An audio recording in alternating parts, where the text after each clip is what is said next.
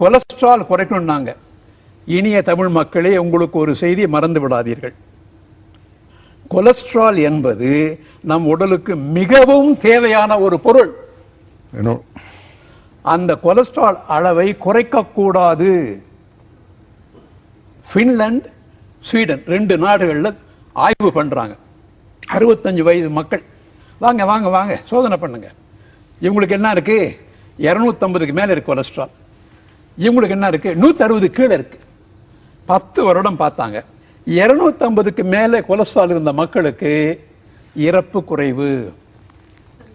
160க்கு கீழே இருந்த மக்களுக்கு இறப்பு அதிகம். One moment.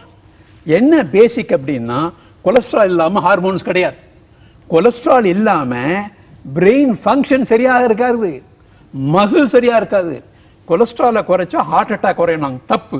கொலஸ்ட்ரால் எங்கு கூடுதோ அங்கு ஹார்ட் அட்டாக் வர வாய்ப்பே கிடையாது. ஹார்ட் அட்டாக் ஏன் வருது? நவீன மிகவும் சிக்கலான பதட்டமான இந்த வாழ்வு, புகை, அதிக அளவான மன உளைச்சல், மீட்கவலை, இவைகள் எல்லாம் சேர்ந்து மனிதனை முழுமையாக இந்த தடைப்படுத்திக்கிட்டு இருக்கு. அப்போ இந்த தடை ஏற்படுது. அந்த தடை ஏற்பட்ட இடத்துல அந்த உள்ள இருக்கக்கூடிய உள்வரிகள், குழாயோட உள்வரிகள்லாம் சிதைந்துடும். அதை பூசுறதுக்காகத்தான் கொலஸ்ட்ரால் வருது. கொலஸ்ட்ரால் இருக்கு, இல்லைன்னு சொல்லுத.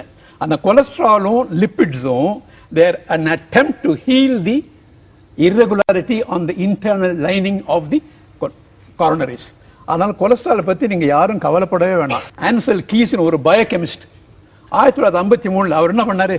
என்னையா கொரியாவில் நிறைய அமெரிக்கன் சோல்ஸ் இறந்துட்டு இருக்காங்களே, சோதனை பண்ணார். அதுக்கெல்லாம் காரணம் கொலஸ்ட்ரால் அவர் அடிச்சிட்டார்.